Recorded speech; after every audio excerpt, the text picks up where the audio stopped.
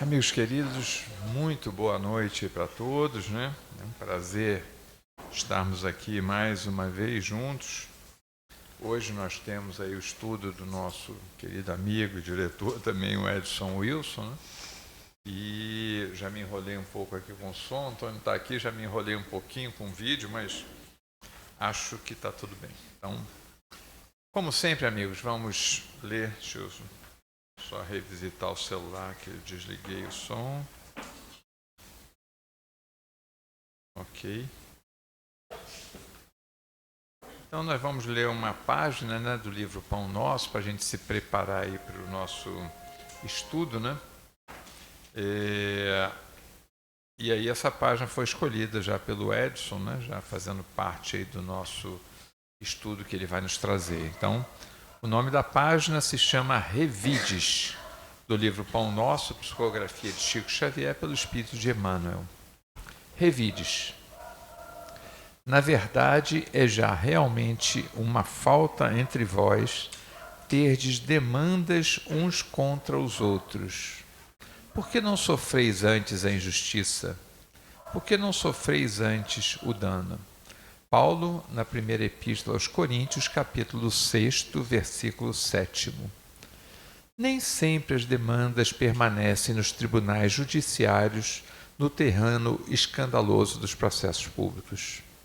Expressam-se em muito maior escala no centro dos lares e das instituições. Aí se movimentam através do desregramento mental e da conversação em surdina, no lodo invisível do ódio que asfixia corações e anula energias. Se vivem, contudo, é porque componentes da família ou da associação as alimentam com o óleo da animosidade recalcada. Aprendizes inúmeros se tornam vítimas de semelhantes perturbações por se acastelarem nos falsos princípios regenerativos. De modo geral, grande parte prefere a atitude agressiva de espada às mãos, esgrimindo com calor na ilusória suposição de operar o conserto do próximo.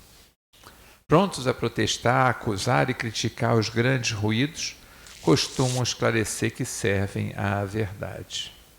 Por que motivo, porém, não exemplificam a própria fé, suportando a injustiça e o dano heroicamente, no silêncio da alma fiel antes da opção por qualquer revide?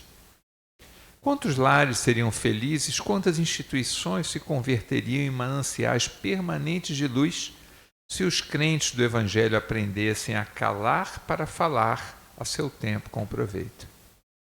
Não nos referimos aqui aos homens vulgares, e sim aos discípulos de Jesus. Quanto lucrará o mundo quando o seguidor do Cristo se sentir venturoso em ser mero instrumento do bem das divinas mãos, esquecendo o velho propósito de ser orientador arbitrário do serviço celeste? Mensagem para nós. Revide, número 142, Inês. Amigos queridos, vamos então, nesse momento, elevar os nossos pensamentos ao alto. Meu querido mestre, aqui chegamos, atravessando os desertos lá fora, das areias escaldantes das nossas dificuldades, imperfeições inúmeras, que tu a conheces todas. Mas aqui chegamos, Jesus, para nos aconchegar aos teus pés, para ouvir as tuas palavras.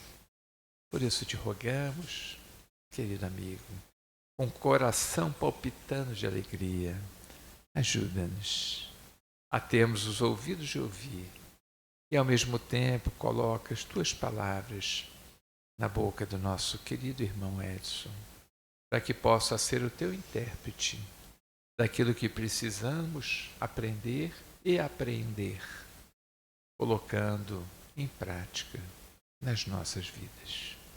Por isso, mestre de amor, fica conosco, agora e sempre. Que assim seja. Amigos queridos, Edson, por favor. Estou aqui. Já liguei, eu só vou mexer no som e tirar aqui. Só um minutinho.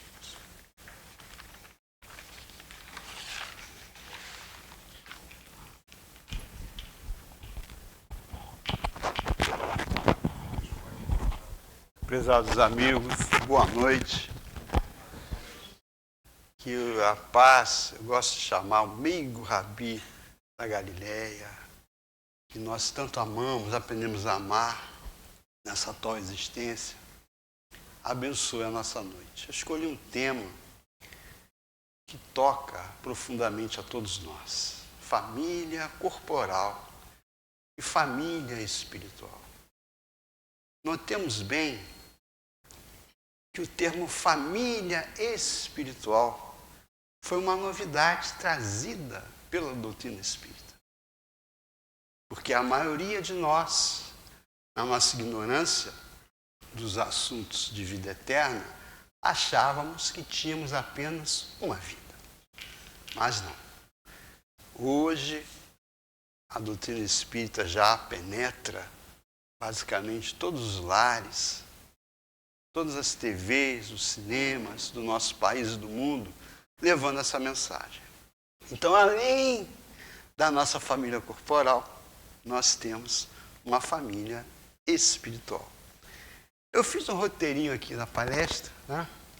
Eu vou começar contando um caso real acontecido comigo. Na infância, morava lá no Rio de Janeiro, a família toda era de Minas Gerais, de Sacramento. Então, sempre no final do ano, nós íamos para lá. E tinha muitos primos, era muita criança. E tinha uma tia do meu avô, chamava tia Emélia. Ela já estava nos finalzinhos da existência e era aquela velhinha chata que ninguém aguentava, que o pessoal aturava, né? E aí eu criança vendo aquilo, tia Emélia, né? E a gente fazia muita coisa de criança errada com ela, né? No Natal, eu ganhei, naquela época, uma pistolazinha de plástico, que a boca era alargada e encaixava uma bola. E eu não dei um tiro da tia Emélia. Então, aí ela desencarnou, nós crescemos, a vida continuou, né? A família sempre lembrando disso. E agora, uns 3 anos atrás, nos últimos tempos da existência física do meu pai, em Goiânia, nós passamos lá as últimas semanas dele, e dando apoio, fazendo prece. E eis que uma tarde, eu fico até emocionado, nós estávamos reunidos e uma amiga nossa médica falou: Edson, você não sabe quem está aí ajudando seu pai? Quem é? A tia Emélia. Meu Deus, eu pedi perdão a Deus, porque a pessoa que ajuda quem você ama ganha tudo com você, né? E foi uma grande lição, e eu pego essa pequena historinha, porque isso existe dentro de nós, né? A gente, o que não nos agrada, a gente trata mal, a gente revida a parte dessa página inicial. Então eu vou explorar esse tema na família. Então depois a gente volta lá na tia Emélia. O Evangelho de Jesus, várias passagens e várias parábolas de Jesus, ele falava da família. A família de Marta, de Maria, de João Batista, sempre que Jesus ia a Jerusalém, passava lá por Betânia e ficava na casa daquela família amiga. A família de Pedro, Jesus praticamente estava sempre lá na casa de Pedro. Ele era tão amigo do Pedro que curou a sogra dele, né? Então, fazia parte daquela família, né? Zaqueu teve a honra de receber na sua casa Jesus. E vamos imaginar a cena. Vamos imaginar uma hipótese, né? Você está andando aqui pelo bairro do Alto, em Teresópolis. Aí materializa Jesus e fala: hoje eu vou jantar na sua casa. A pessoa, você vai ficar, opa, vai conhecer minha família, vai ver tudo. Então, é uma honra, uma bênção. Isso em atos que aconteceram. Nas parábolas, poderia citar várias, mas a que mais me chamou a atenção, a do filho pródigo, onde ele analisa ali, numa família, aquela disputa entre o filho egoísta e o filho que esbanjou tudo, né? É uma família, né? E vários outros exemplos que nós poderíamos citar aqui, né? Tem também aquela outra parábola que o pai chega aos 2 filhos e pede para um ajudar, ele fala que vai e não vai. E o que falou que não vai e não ia ajudar, foi ajudar uma família. Então nós temos a nossa família corporal. E é importante nós lembrarmos que a reencarnação vai nos ajudar nas referências. No Livro dos Espíritos tem mais de 15 referências à família. E a primeira delas fala, o Evangelho segundo o Espiritismo também diz isso, a reencarnação fortalece os laços de família. Você vem hoje numa existência, em função da lei de causa e efeito, que a reencarnação nos explica, nós podemos conviver com pessoas que já tivemos juntos no passado. A gente não lembra, mas a gente sente. E essa ligação, esse encontro, né, que melhora o rendimento da família, que foi um projeto divino.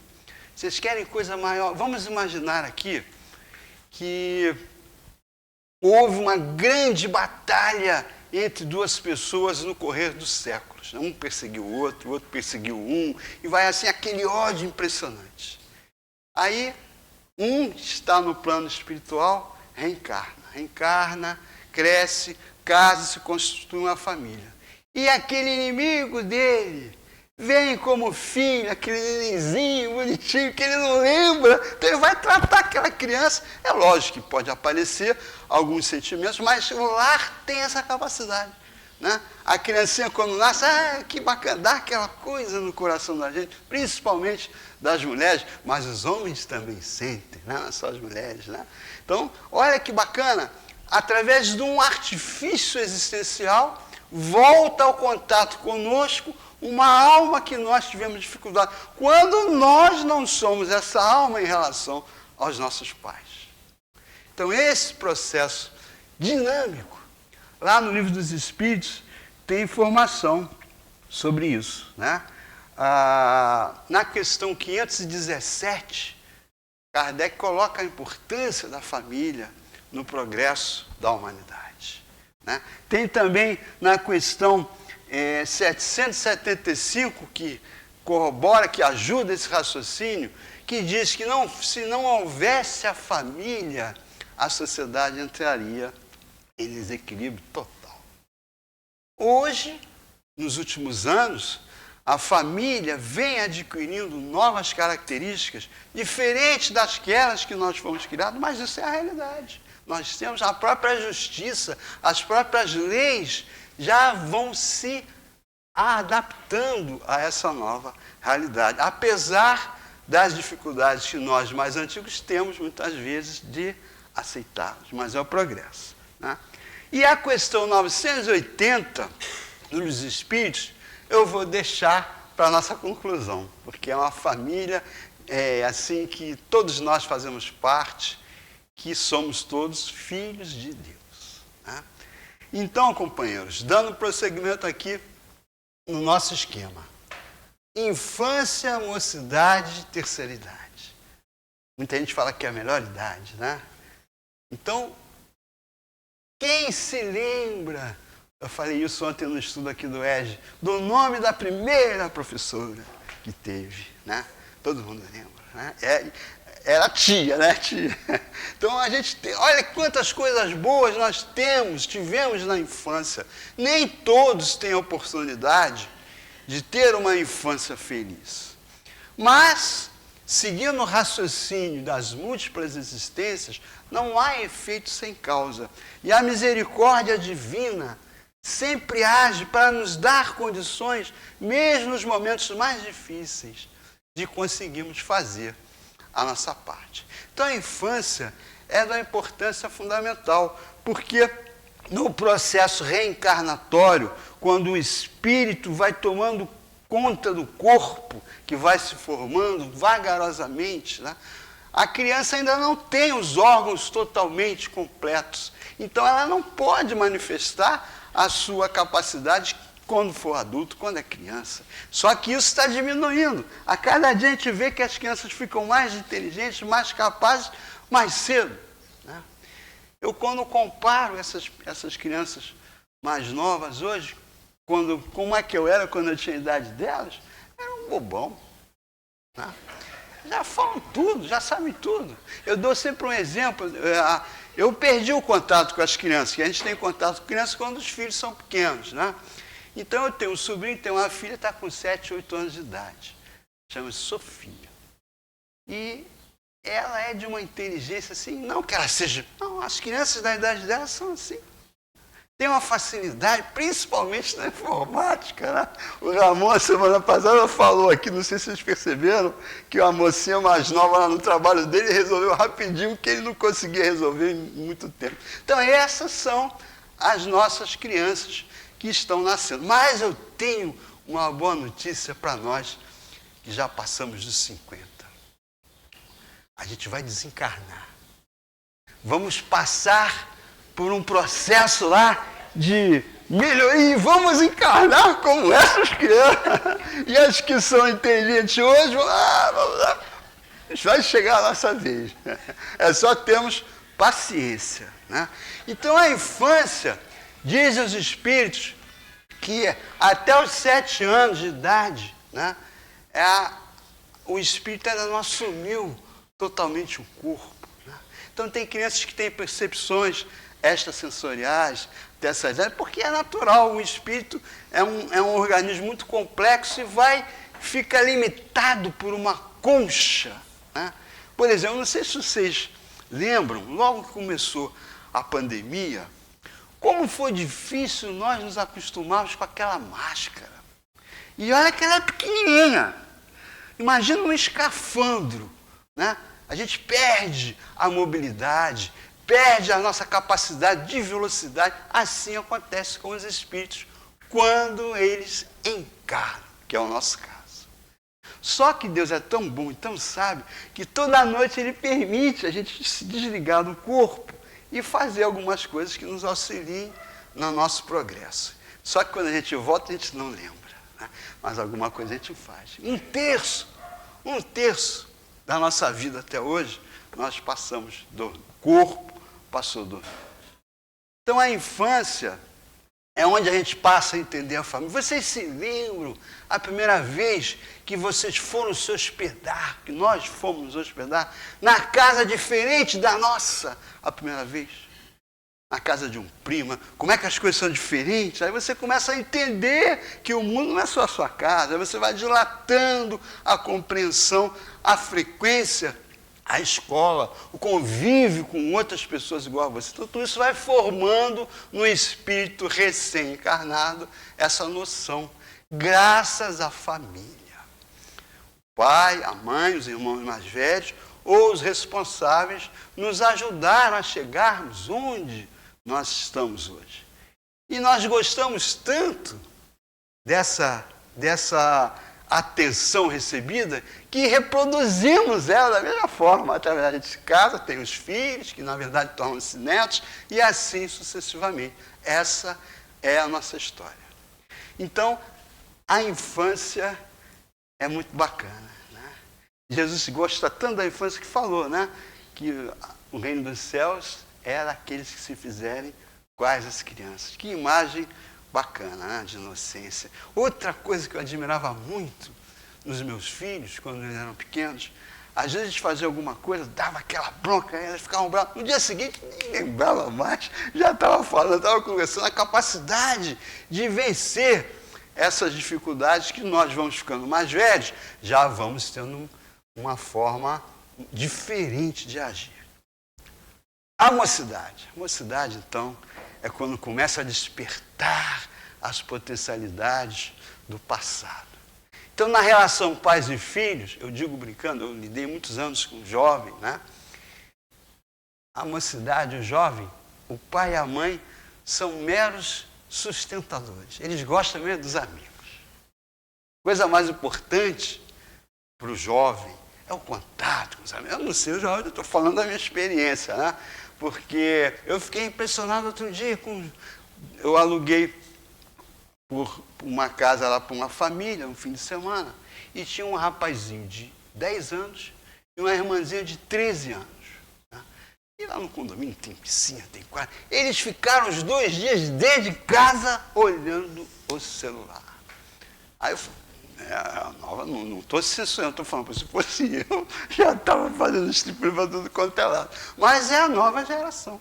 São as novas crianças que têm essa nova característica e isso vai nos levar a chegarmos a algum lugar melhor do que foi na nossa época.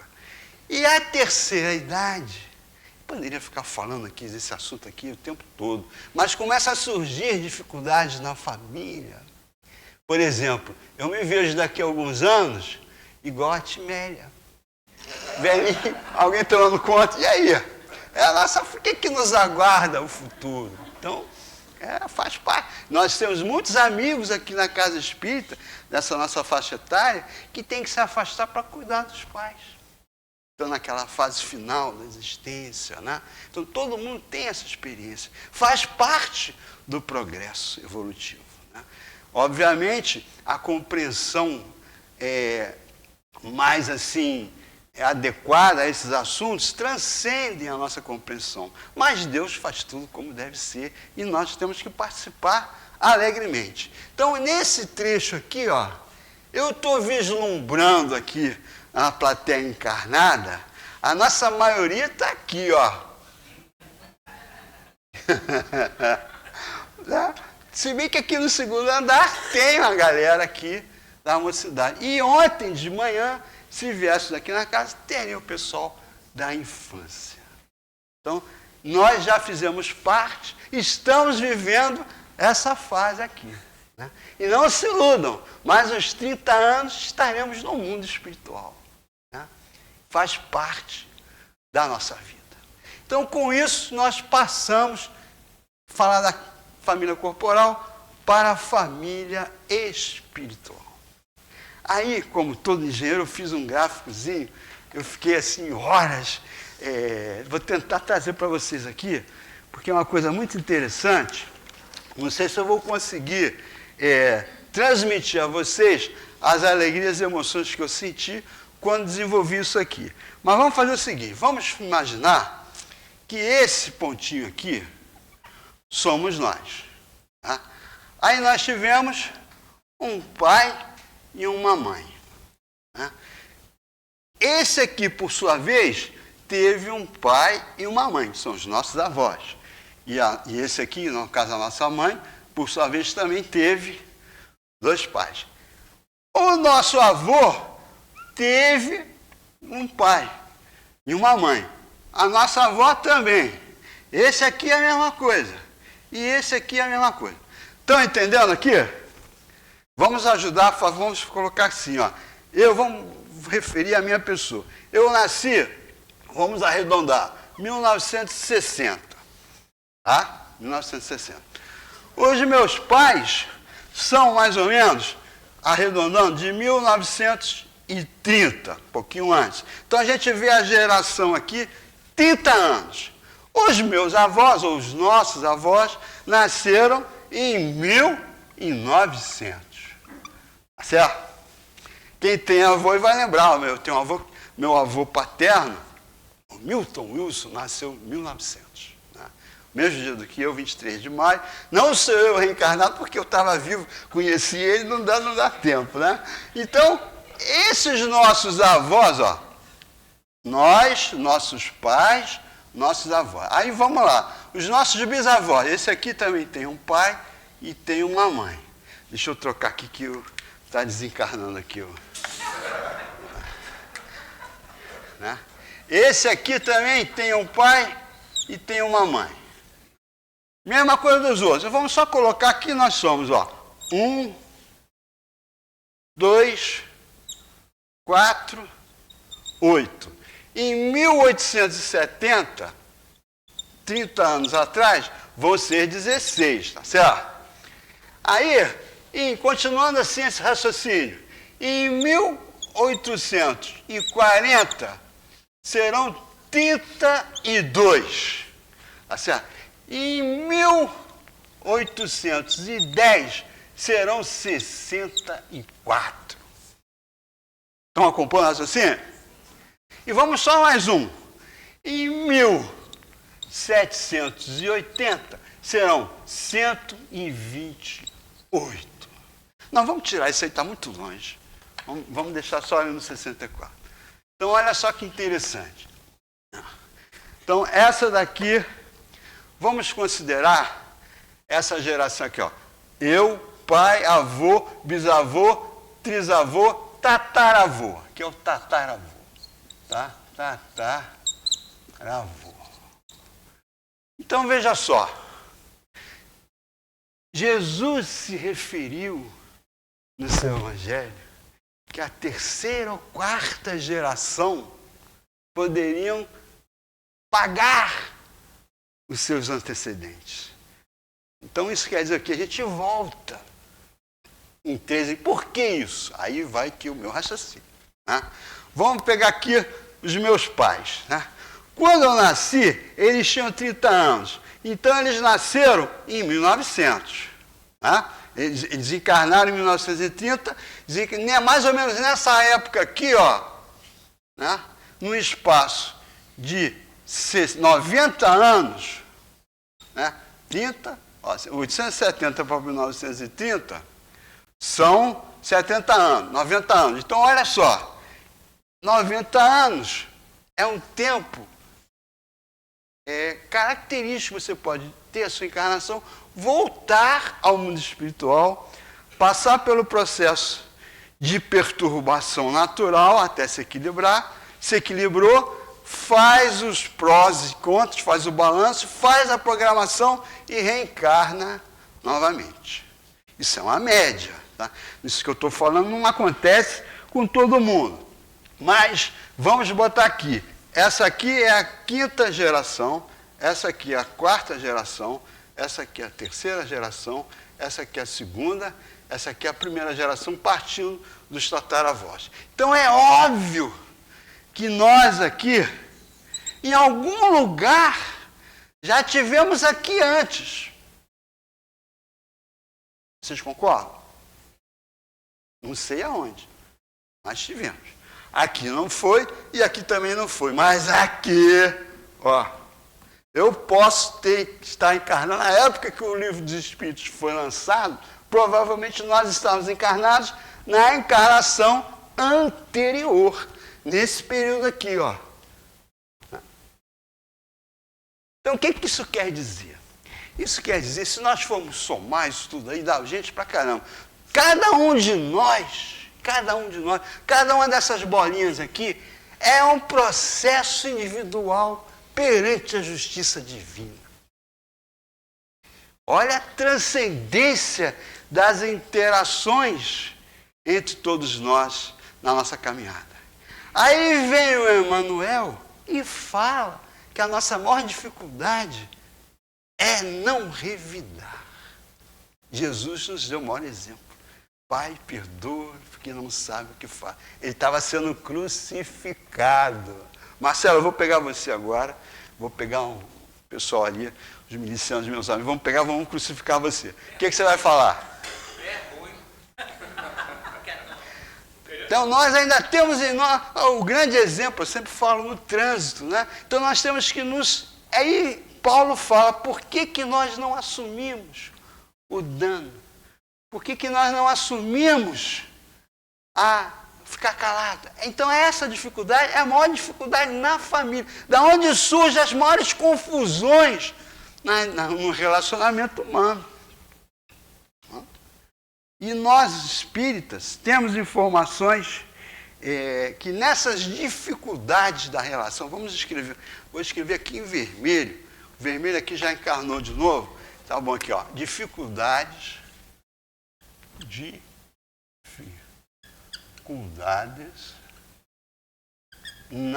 nas relações, vamos dizer assim. Essa é a nossa maior dificuldade. E na família, porque na família, aí você chega e fala assim, mas o Edson faz palestra lá na casa espírita, né? Vai morar comigo uma semana, vai ver? Então, a gente tem a nossa dificuldade. Então, nós vamos arestando, vamos encostando um no outro, vai vencendo. Esse que é o segredo da vida. E a doutrina espírita nos mostra que na família é onde a Joana de Anjos, o Emmanuel fala que a família é o cadinho purificador das nossas experiências do passado. Então, cada um sabe de si, sabe da sua família, e nós estamos indo num bom caminho. Eu sou otimista nesse sentido, que por muitos erros que nós façamos, a gente acerta muito também, né? Você tem um filho, você cria um filho. Qual é a função dos pais? É dar àquele espírito que reencarna em 20 anos condições de assumir a si mesmo e seguir o caminho. Essa é a função dos pais. Aí vem o Hernani, aquele escritor, Hernani Santana, e disse que, Hermínio Miranda, nossos filhos são espíritos, né? Eles não são nossos filhos. Então, essa visão espírita é igual à família espiritual, né? Agora, mais bacana, até me emocionei quando eu estava fazendo esse estudo. Vamos desenhar aqui. Aqui existe um espírito superior, que é o cara que toma conta disso tudo aqui. Não é um amigo espiritual. É uma alma mais elevada, muito amorosa, que faz isso. Não deve ser mole, hein? Quem tem mais de 2 filhos sabe o que é isso, né? Mas ele toma conta dos destinos. Agora, isso não acontece só aqui com a gente que é espírita, não. Acontece com todo mundo no universo. É a lei isso. Então, tem espíritos, diz lá essa questão que eu me referi aí, 517, assume a responsabilidade por uma família, para tomar conta dela. É a responsabilidade. Agora, não se iludam. Esses mesmos espíritos que assumem essa responsabilidade têm os seus problemas evolutivos, têm as suas dificuldades. Basta vocês lerem o livro Ação e Reação, do André Luiz, né, que conta a história de Druso e Silas. Eu não vou falar aqui que eu vou dar, como diz spoiler, né? Mas no final desse livro é uma surpresa impressionante. O André Luiz fica assim, impressionado com o que acontece. Não posso falar, né, Mauro? Posso falar não, né? Senão eu vou estragar. Quem está nos assistindo aí pela internet, leiam o livro. Se vocês acharem que não gostou do que eu falei, vem reclamar comigo. Vocês vão gostar. É impressionante a surpresa que acontece com o Druso e com o Silas, ligado ao passado reencarnacionista. Eles não souberam usar o livre-arbítrio. E nós ainda não sabemos, não. Nesse capítulo da influência dos espíritos nos nossos atos e pensamentos, tem a informação que chega um dia que nós, encarnados, não precisaremos mais do amigo espiritual. Mas aí ele fala assim, esse dia não acontece aqui na Terra. Então, enquanto estivermos, vocês são capazes de aceitar, isso quer dizer assim, a gente não pode ficar sozinho. Se ficar sozinho, faz besteira. Senão, eu não precisava dar uma pessoa para me ajudar. Né? Então, olha que coisa interessantíssima. Os mesmos espíritos superiores têm os seus calcanhares de Aquiles. E eles trabalham no bem para fazerem reservas espirituais para poderem se resgatar com a lei. Gente, isso é uma beleza impressionante. Nos emociona em ver os sacrifícios. A gente vê aqui na Terra. Hoje o Brasil, estatisticamente, tem muito mais mães tomando conta da família do que casais de mãe e pai tomando conta dos filhos. São verdadeiras heroínas. E ninguém conhece, mas elas estão lá, estão cumprindo, estão correndo atrás. Então, olha aí o passado exigindo e as pessoas se saindo bem. Então, tomara que esse acontecimento esteja ocorrendo conosco. O nosso desempenho na atual encarnação, sob a orientação de um guia espiritual maior, né?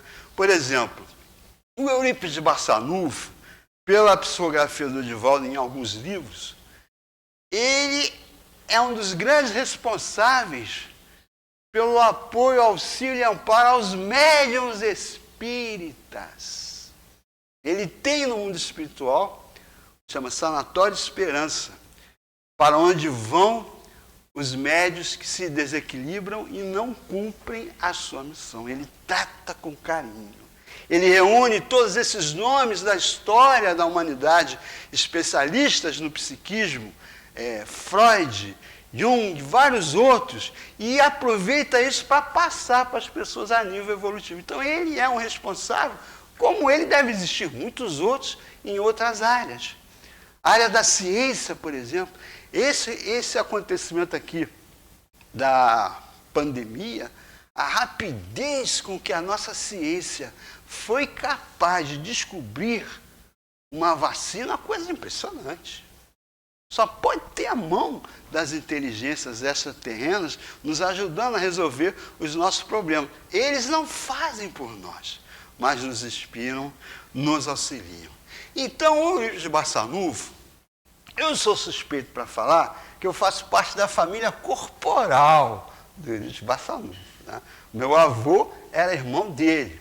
Então, você fazer parte da família corporal não significa que você seja da família espiritual. Porque a família espiritual vem pela simpatia, pela ligação emocional que nós temos com as pessoas. Vocês querem ver o que é muito comum nos dias de hoje? Às vezes você tem um amigo que você tem muito mais ligação do que um irmão. Não que você esteja desmerecendo o seu irmão, mas é natural. Entre os próprios filhos, a gente não é que gosta mais de um filho do que do outro, mas você tem ligações emocionais com um filho diferentes que tem com o outro. E isso faz parte do processo evolutivo ligado e exemplificado pelas leis da reencarnação, as leis de justiça, as leis de causa e efeito. Então, o lar, né, quanta coisa boa a gente não tira dele. E nós ainda estaremos fazendo parte desse lar na próxima existência. Vamos voltar aqui ao nosso quadrinho aqui. Em 1810, provavelmente, dá tempo da gente estar na encarnação antepenúltima, né? Então, em 1810, vamos analisar como é que estava o nosso planeta. Nós fazemos parte da história da humanidade. Vocês já repararam que tem certos alunos, certas pessoas, certas crianças, certos adolescentes que sabem tudo de história. Tem uma facilidade, porque provavelmente vivenciaram esses assuntos, ou mesmo viveram determinadas circunstâncias que vão se lembrar. E a gente não esquece isso e traz para uma nova existência. Então, todos os nossos tataravós, os nossos pentavós, os nossos bisavós, os nossos avós, fazem parte dessa história. Agora, o que mais me chamou a atenção, gente, eu não sei se eu vou conseguir transmitir isso para vocês. Esse aqui sou eu. E tenho essa árvore de Natal invertida aqui em alguns 200 anos. Todos vocês, todos nós temos uma árvore igual a ela. E lá pelas tantas, essa árvore se encosta uma na outra. Para quê? Para nos trazer benefícios. Isso é a família espiritual. E eu queria também concluir, deixa eu pegar aqui o Livro dos Espíritos, a questão 980. Essa é demais, né? É demais. Né? 980.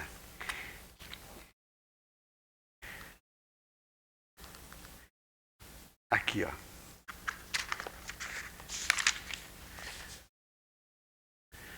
O laço de simpatia que une os espíritos da mesma ordem constitui para eles uma fonte de felicidade. Antes de te dar a resposta, olha nós aqui com o hábito de frequentarmos a casa espírita. A maioria de nós aqui já nos conhecemos, somos amigos. Não é um prazer, não é uma alegria a gente vir aqui na casa espírita, ouvir a palestra de um, de outro, toma um passe, bate o papo, carrega café. É um prazer, é uma alegria que não tem dinheiro que pague um bem-estar como esse. É uma família. Nós fazemos parte aqui da família do Deolindo Amorim. E se algum de vocês é recente, venha, sei que logo, logo vai estar fazendo parte da família. Só não tem batizado, mas faz parte da família. Né? É bom a gente se sentir junto. E outra coisa, a nossa família, já tem aqueles membros da família que já voltaram para o mundo espiritual, mas continuam vivos. E tem outros membros que estão chegando. Então essa é a nossa história. Então vamos à resposta magnífica dos espíritos. Os espíritos entre os quais a recíproca simpatia para o bem encontram na sua união um dos maiores gozos, visto que não receiam vê-la turbada pelo egoísmo. Como é bom, né? Agora, a nossa dificuldade, o nosso problema é o egoísmo que faz a gente revidar. Revidou. Vocês lembram lá? Eu lembro, eu era criança, minha professora de geografia falava isso na escola. Que lá no Nordeste tem aquelas famílias inimigas. Né? Um faz isso, o outro faz aquilo. E aquilo não acaba nunca. Né? Vai acabar quando? Quando alguém for capaz de perdoar. Interrompe o processo. Né? Então aqui ele fala aqui, como não tem egoísmo, todo mundo vive, sente o mesmo equilíbrio. Formam no mundo inteiramente espiritual, família espiritual, famílias pela identidade de sentimentos, consistindo nisso a felicidade espiritual, do mesmo modo que no vosso mundo vos grupais em categorias e experimentais certo prazer, quando vos achais reunidos. No nosso caso aqui.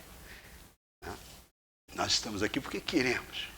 Nós frequentamos aqui a casa porque a gente gosta. Então, é um exemplo aqui da questão 980.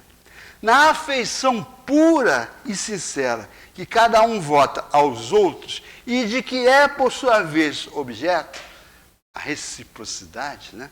Tem eles um manancial de felicidade. Gente, isso aqui é demais. Como é bom você se sentir querido por alguém. Como é bom você querer alguém retribuir. Então, essa é a lei de fraternidade, que nós vamos aprendendo à medida que vamos evoluindo. Conclui os espíritos. Na afeição pura e sincera que cada um vota aos outros e de que é, por sua vez, objeto, tem eles um manancial de felicidade. Porquanto lá não há falsos amigos, nem hipócritas. Então, eu posso dizer de experiência própria, na casa espírita não há falsos amigos. A gente está aqui porque gosta, porque quer. Às vezes, por exemplo, o Marcelo, nós nos reencontramos aqui, Marcelo, quantos anos a gente ficou longe um do outro? Mais de 20 e tantos anos. O Álvaro, o Moacir, a gente reencontra as pessoas e tem aquela ligação afetiva. Né? Vamos imaginar que o Mauro vai desencarnar primeiro do que eu. E eu vou desencarnar logo depois. Aí cada um vai para o lado. Um belo dia, a gente se encontra. Vai ser muito legal, cara. Um abraço. É igual a história que ele contou para mim uma vez, que ele estava lá no Japão, encontrou um argentino. Conta aí, Mauro.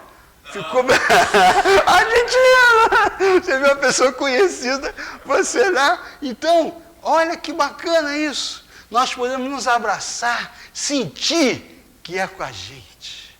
Nossa, é igual a gente quando vai para o exterior não fala muito bem a língua, quando você encontra com um brasileiro é uma beleza, você conversa, fala tudo. Então essa simpatia de vibrações, de sentimentos, é que constitui a família espiritual. E os espíritos superiores sabem disso muito primeiro do que nós. E lutam, e trabalham para isso. Se vocês pegarem qualquer página espírita, da época logo que foi lançado o Parnaso de Além Túmulo, 1931, até hoje, são sempre mensagens consoladoras. Não trazem novidade nenhuma no conteúdo, trazem na forma, para nos incentivar a cumprir o que a gente tem. Termos forças de vencer, conforme diz aqui o Emmanuel. Eu deixei para lembrar aqui no que me chamou a atenção demais nessa página, capítulo 142, depois vocês querem estudar com mais calma. O Emmanuel fala assim: alimentam o óleo da animosidade recalcada. O que é isso? Ela está lá dentro da gente, querendo sair, e quando a gente percebe, a gente... Né? Mas é o que eu falei, eu não estou dando desculpa, mas eu lembro quando eu era criança, eu via aqueles desenhos animados do Pica-Pau. Olha, o Pica-Pau era muito mal e a gente gostava quando ele fazia as coisas para o outro. Então, essa animosidade recalcada, você dá vazão, né? Quando a pessoa que você não gosta, acontece coisa boa. Deus é bom, olha, Deus é bom. Que ignorância da nossa parte, né? Todo mundo é filho de Deus. Aí tem aquela tragédia lá no sul, todos nós estamos vivendo, aconteceu aqui em Teresópolis também. Aí a pessoa, fulano de tal sobreviveu, graças a Deus. E o que desencarnou, não é graças a Deus também, não? É filho de Deus, nós somos vivos. Então esses painéis, a vida espiritual abre para nós entendermos melhor as pessoas. E para concluir o nosso rápido estudo, né? Amanhã comemoramos aqui na Terra o Dia das Mães, e nós espíritas, né, sabemos que Maria, mãe de Jesus, né, desempenha uma tarefa muito bonita, muito grande, muito louvável no mundo espiritual, atendendo aos espíritos suicidas. Na questão 949 dos Espíritos, fala sobre isso, sobre a família, aqueles que se suicidam em família para beneficiar os descendentes. Semana passada estudamos o Céu e o Inferno, na reunião, que o pai, o filho foi chamado para a guerra, ele era filho único, o pai se suicidou, se suicidando, o filho não ia na guerra. É certo isso? Em parte, mas ele não pode atentar contra a vida. Então vem a informação de que Maria, quem já leu, já estudou os livros de Ivone Pereira, notadamente Memória do Suicídio, sabe dessa alma amorosa que ajuda os espíritos suicidas. Então, lendo muitos anos atrás o livro Parnaso de Além Túmulo, né, um dos primeiros livros de Chico Xavier, que ele trouxe ao mundo aqueles escritores médios, né, Augusto dos Anjos, Olavo Bilac, e tem lá o Antero de Quental. Chamou a minha atenção, Antero de Quental, porque tem uma praça lá no Rio de Janeiro, em Ipanema, que chama Antero de Quental. E quando eu era criança, eu tinha um ortodontista que era nessa praça. Eu falei, quem que é Antero de Quental? A gente, quando é criança, não se importa com essas coisas. Mas agora, então, com o Google, você sabe tudo, né?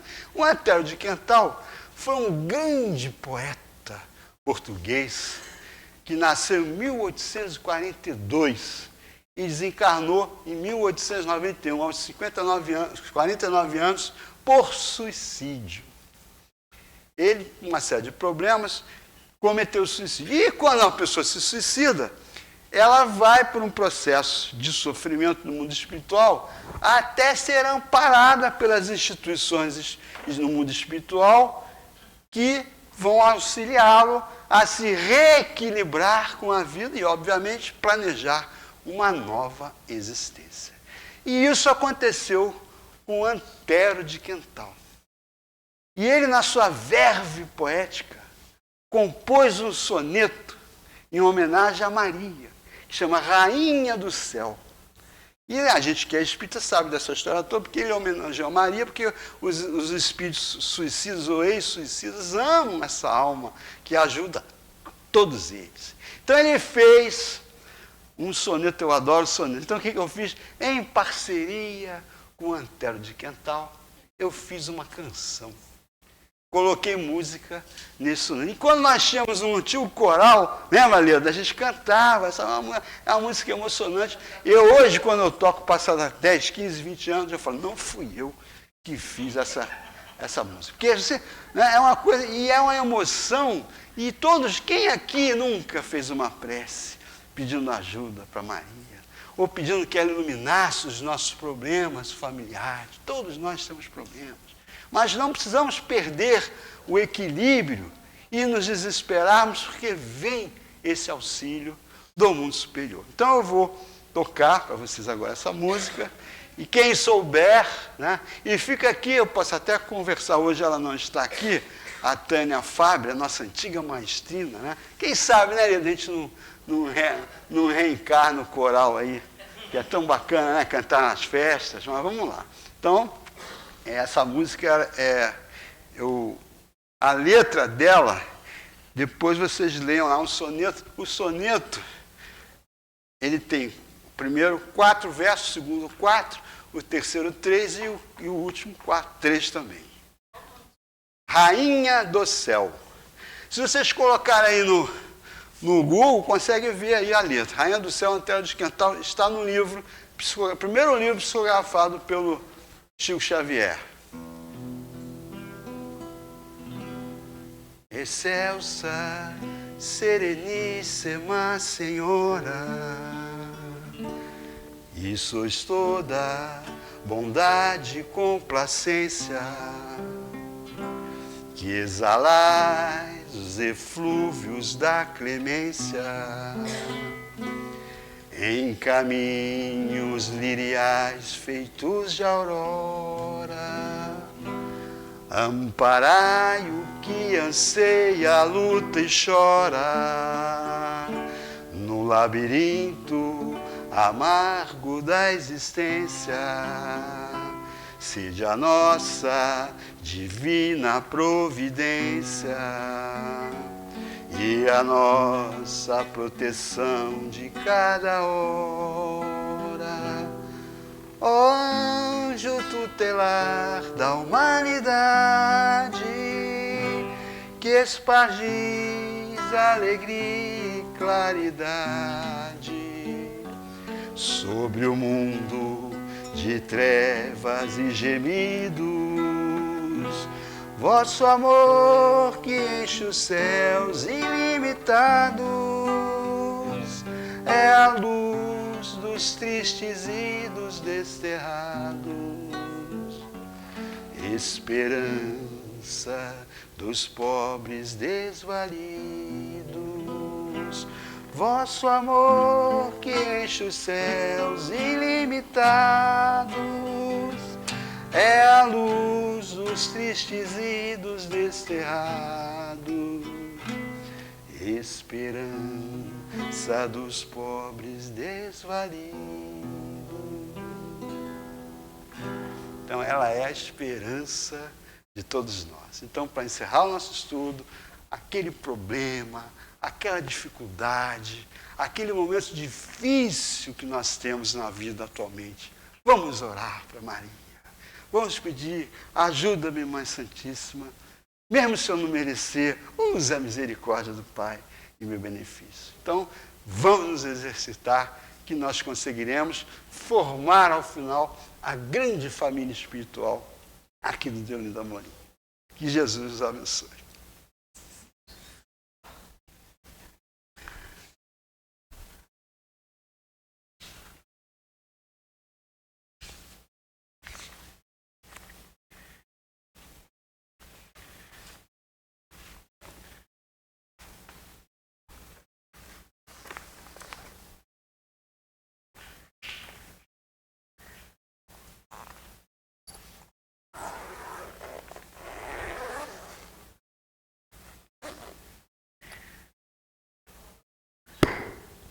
Alô, alô. Agora foi. Que amigos, muito obrigado, Edson. Obrigado aí pelas lições nossas, né, nessa véspera de Dia das Mães, né? Sempre um momento sensível para todos nós, né? E as mães aqui presentes, né? Então, primeiro, parabéns aí a todas as mães presentes, né? E as mães presentes espiritualmente, né? Já que mãe é mãe, né? Mãe não tem fim, né? Então a gente está sempre aí com esses espíritos, né, que cuidam da gente, né? Certamente nossa mãezinha também está lá do outro lado também cuidando da gente. E esse momento, Dia das Mães, é sempre um momento de agradecimento também, né? Por tudo isso que nós recebemos, né? O Edson mostrou ali essa árvore de Natal ali, invertida, né? E tudo que a gente recebe, na verdade, é uma forma da gente retribuir essa gratidão com as nossas orações. Então, amanhã é um dia para a gente já começar com as orações, né? Agradecendo as nossas mães encarnadas e desencarnadas, né? Para a gente poder passar um dia muito feliz com elas nos dois planos da vida. Também o Edson estava falando de esperança, né? E eu estava, não sei porquê, mas fiquei pensando aqui assim, né, de um símbolo de esperança, né? Eu estava pensando naquele, ele falou na questão da tragédia lá no Rio Grande do Sul, né? Eu estava pensando naquele cavalo caramelo, passado 5 dias num telhado, na esperança de ser salvo. Que coisa interessante, né? Será que nós ficaríamos 5 dias no telhado, esperando ser salvos? Então achei interessante assim que acabou, né, virando um símbolo no Rio Grande do Sul, né? E o símbolo é um animal, quer dizer, um animal obediente a Deus, aguardando o que chegou, na verdade. Sabe, vê como a gente não sabe nada, né? Qualquer um de nós olharia para o cavalo e falaria, amigo, deu não, amigo, prepara a próxima, porque essa daqui não vai dar mais não. Entretanto, Deus disse, vai dar. E aí, as coisas se modificaram. E acho que isso é a esperança.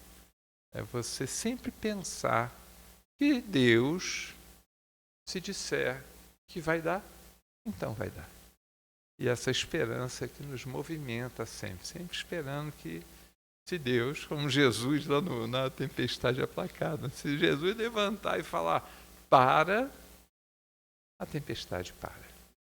E essa é a nossa esperança. Esperando. De repente, na tempestade, no telhado, 5 dias, Jesus vai levantar e falar, para. E a tempestade para. Amigos queridos, deixa eu parar de falar, senão daqui a pouco eu me emociono e não sai mais nada aqui. Então, um enorme prazer aqui estar com vocês, um feliz Dia das Mães para todos, né? Vamos aos nossos avisos.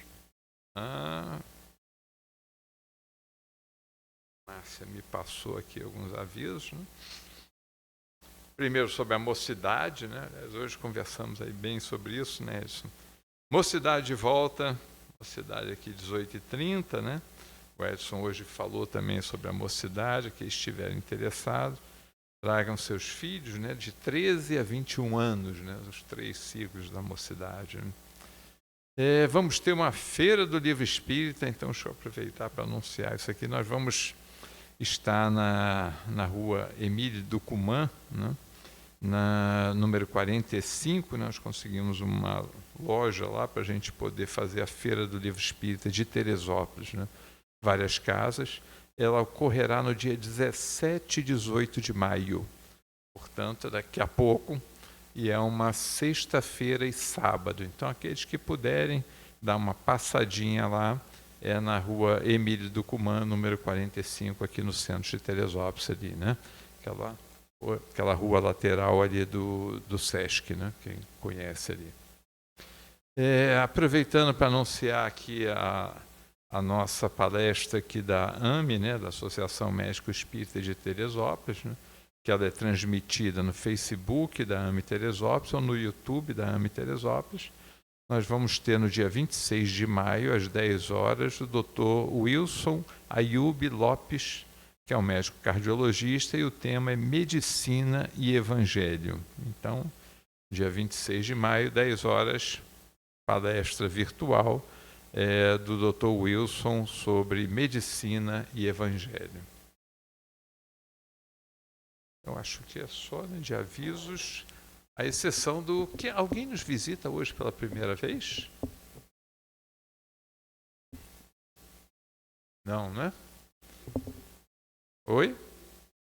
Oi, como vai? Tudo bem?